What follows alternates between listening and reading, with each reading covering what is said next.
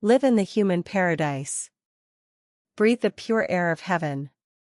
Longevity, vitality, and a lifetime of bliss. 住在人间小天堂，呼吸天堂纯气，延寿长生，幸福一生。 Welcome to the deep dive. Today, we're tearing apart the source material on something you're doing right now, something incredibly intimate, but also maybe one of the least understood threats to your long-term health. Breathing. Specifically, the air inside our modern buildings. You know, we're taught to believe that a climate-controlled office or a hospital or even your apartment is structurally safe. A controlled environment. Exactly. But our sources today, they just completely challenge that assumption. They point to a fundamental, an engineering error that's essentially trapping us all in a poison cloud of our own making. Right. So let's just jump right into it. The core flaw that the research identifies is something called the single aperture building. The original sources call it DUMI. And it's crucial to understand this isn't some, architectural metaphor. No. It's a technical term. It's a fatal engineering reality for any building where the entire HVAC system uses only one main duct. Just one central air conditioning aperture. One aperture for everything. Everything. It forces three functions that should be totally separate.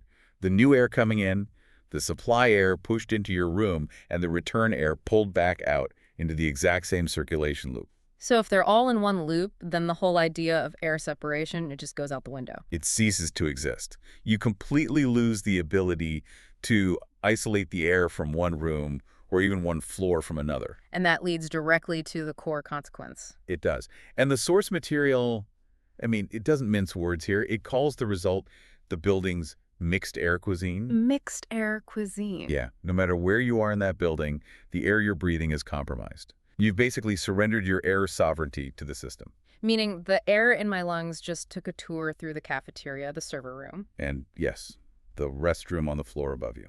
Okay, so let's unpack this system. Let's really get into why this mixing isn't just a risk, but what the sources call an engineering dead end. We have those three airflows you mentioned. Right. Supply air, which is the conditioned air pushed out, return air, the used air pulled back, and fresh air, the small amount of outdoor air brought in. And for a healthy building, these have to be separate. They absolutely must be independent or at least very strictly managed for hygienic ventilation to even be possible. But in this single aperture model, they're forced together. Why is that specific combination so fatal? Well, they're all jammed into the same air handling unit, the same fan, the same ducts. It's a compromise that engineers made for, construction simplicity and energy costs. It's cheaper. Much cheaper. The sources use this really powerful analogy, and we should be clear, this is their language, not ours. It's pretty extreme. It is. It's like combining clean bathing water, dirty dishwater, and actual sewage into one pipe, shredding it all up, and then pumping it back to every resident. Yeah. The idea is you're inhaling the building's collective gaseous waste. Wow. That's a visceral image, and that takes us right to the first irreversible dead end. The fresh air input becomes basically useless. It's just decoration. It's a devastating physics problem. Yeah. It's all about fan dynamics. In a huge building, like a hospital or a corporate tower, the volume of return air is colossal. Okay. We're talking 30, 50, sometimes even 100 times larger than the small required amount of fresh air. The fan is designed to move that massive volume. So the stronger flow just pushes back against the weaker one. Precisely. That huge return volume creates a pressure gradient that literally presses back on the incoming fresh air. So a system might be designed for, say, 10% fresh air. But in reality... the actual operational rate often collapses to 1 to 3%. And of course, it gets worse. Because of the electricity bill. Exactly. Building managers, they see the cost of conditioning all that new air, and they routinely just shut the fresh air damper down. So physically and statistically, the fresh air system is decorative. Which leads right into dead end number 2, the toxic one-pot stew. If you guarantee recirculation, you're guaranteeing shared toxicity. It's an engineering inevitability. If air from every private space goes back into one communal duct and then gets redistributed, any local contamination becomes a systemic problem. So one sick person in an office is aerosolizing viruses for hundreds of their colleagues. One person smoking, even in a designated area, means tar and heavy metals are distributed building-wide. The source material also talked about how fast chemicals spread. Yes, from new furniture or paint. If they're releasing formaldehyde or benzene, those are TDOCs, total volatile organic compounds, the entire building is inhaling them at the same time. And the most terrifying example they cited was in hospitals. It really is. An infection in a neonatal unit gets pulled into the return duct and then sent straight to the elder care wing, or the ICU. The source explicitly says this isn't a failure of hygiene protocols. It calls it an engineering necessity of the design itself. Okay, but if they know this, why can't they just, I don't know, blast the ducts with UV light or something to sterilize the air before it's recirculated? That's a great question. And the issue is, those sterilization methods, they mostly target biological threats, bacteria, maybe some viruses. Right. They do nothing for dead end number 3. The massive buildup of chemical and particulate toxins that physically coat the inside of the ducts. The fresh air is too weak to flush them out. So the powerful return air just scrapes the filth along the ducts. It scrapes it and blows it right back out. The duct itself becomes a toxic riverbed. A riverbed. A living, chronic accumulation site. We're talking about layers building up over 10, 20, even 30 years. Layers of what? Layers of mold, layers of dust and skin cells, a literal mucus layer of condensed VOCs, plus microplastics and heavy metal residue. Every single recirculation cycle blows a new dose of this decades-old sludge back into your lungs. And that brings us to the final dead end, number 4, the complete lack of what you call stratification. Exactly. Stratification is the most basic principle of hygienic ventilation. You have to keep clean zones separate from dirty zones. But in this system, You have zero separation. Patient rooms are connected to waiting areas. Labs are connected to offices. The consequences in a place like a hospital are just fatal. The structure itself dictates that newborns are inhaling ICU air. or the surgical recovery wing is getting air from the serious illness rooms. Yes. This is the mechanism the sources cite for why hospital cross-infection rates stay so stubbornly high and why immunocompromised patients can decline so rapidly. The building itself is the trap. That is heavy. It really lays out the engineering mechanism. But now let's transition to the biological impact. What exactly are these toxins that are being recycled? How do the sources define what makes them so lethal? The sources categorize them by origin, basically, and they stress that we're under a constant attack, both from inside and outside. Okay, so what are the indoor sources? The indoor ones are often the most pervasive. TDOCs are the big one here, total volatile organic compounds. That's the gas coming off modern materials, formaldehyde from furniture, solvents and cleaners, and all those artificial fragrances and cosmetics and air fresheners. And then when you add the pollution from outside, it just becomes an inescapable cycle. It does. Walking outside is no cure. You're inhaling exhaust, heavy metals from brake dust, construction dust. And the sources point out something critical again. Pesticide particles often attach themselves to natural pollen. So you think you're smelling flowers, but you're actually inhaling insecticide. That's the reality. But we need to really focus on the most lethal contaminants here, the nanotoxins, specifically PM0.1 and smaller. What makes a particle that tiny so much worse than, say, PM2.5 that we hear about all the time? Well, PM2.5 is bad. It causes serious lung inflammation. But PM0.1 is 25 times smaller.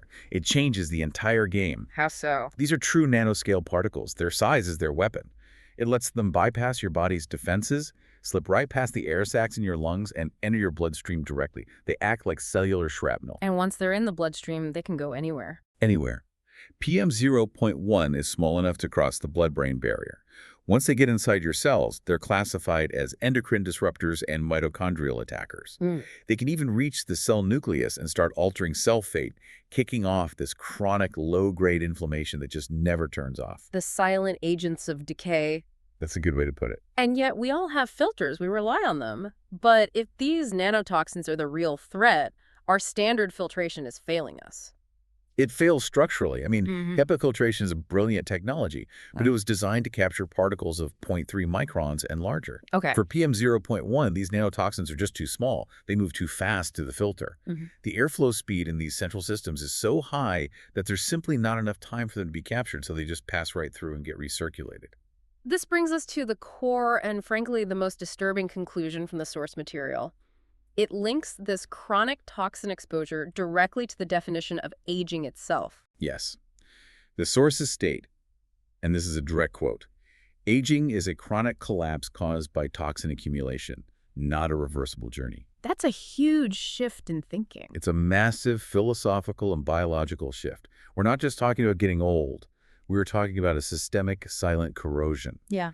Aging, in this model, is the measurable decline of your cellular function because of accumulated damage from these nanotoxins. Damage to the mitochondria, the cell's powerhouses. And the integrity of your DNA. It's like a slow-motion toxic saturation. The implication there is enormous. It completely flies in the face of this whole longevity movement that's promising reversal. If accumulation is the cause, can we really undo decades of damage? The sources are, let's say, highly skeptical of reversal. The reality is that the toxins already embedded in your cell membranes or lodged in your mitochondria can't really be removed efficiently by the body, if at all. So even if you move to a pristine environment today, the existing toxic load you're carrying would continue to propagate that cellular damage. So what does this mean for life extension then? If restoration is an illusion, what can we actually do? We have to shift the goalposts. The focus moves entirely to defense. The sources lay out 3 practical goals, and only 3. Okay. 1, immediately and rigorously block any further toxin entry, especially at that PM 0.1 level. 2, limit the destructive output of the toxins you already have inside you through things like optimized sleep, nutrition, and most critically, clean air. And the third? 3, focus on preventing the sequential organ failure that these toxins eventually cause. That is what's defined as life extension. It's mitigation.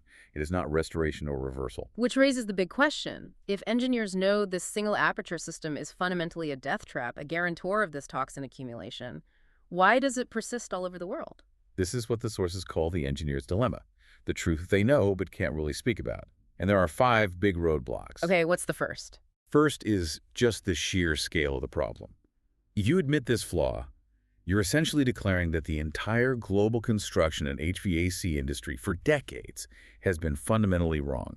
The legal and financial fallout is paralyzing to think about. And the economics are completely against changing course. Absolutely. That's reason 2. Client costs are the ultimate barrier. Properly ventilating a building means bringing in much more fresh air, which needs to be heated or cooled. Which means huge electricity bills. Massive spikes in energy use. And at the design phase, economic efficiency beats human health every single time. What about the educational side of it? Shouldn't new engineers be learning about this? And that's the third and maybe most critical reason, a staggering educational gap.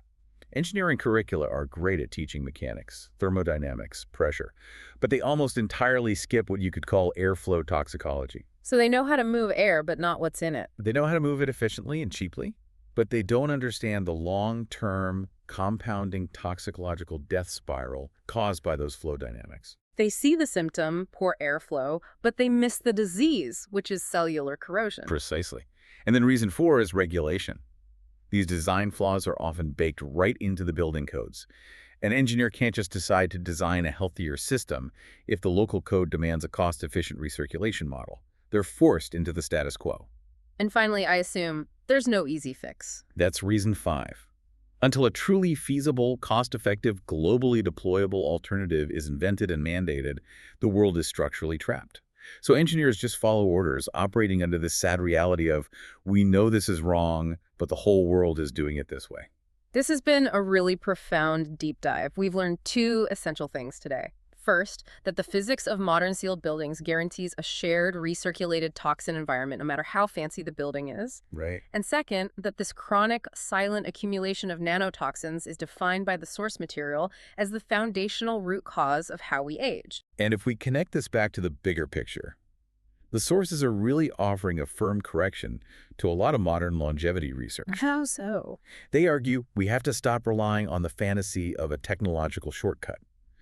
A magic medicine or gene scissors, because those efforts completely ignore the mechanism of damage, which is the chronic poisoning of the cell. So the solution isn't a pill, it's environmental defense. The real starting point for life extension is the immediate defense of a clean air and living environment, just to protect your basic cellular integrity. Indeed.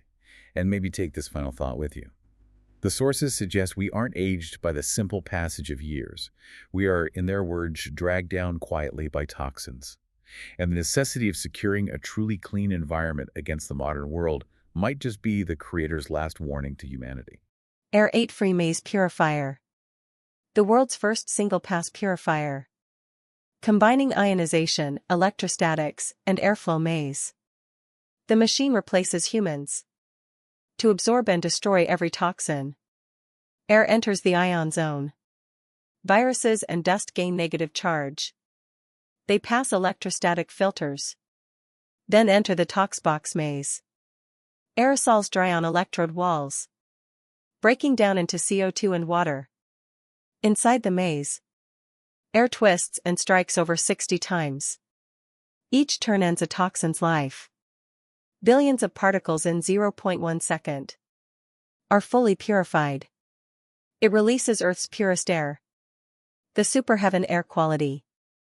8-free, dust-free, germ-free, toxin-free. Smoke-free, odor-free, heavy metal-free. Microplastic-free, aerosol-free. Not just an air machine. The only key to lifespan freedom. U.S. Patent No. 8268058B2.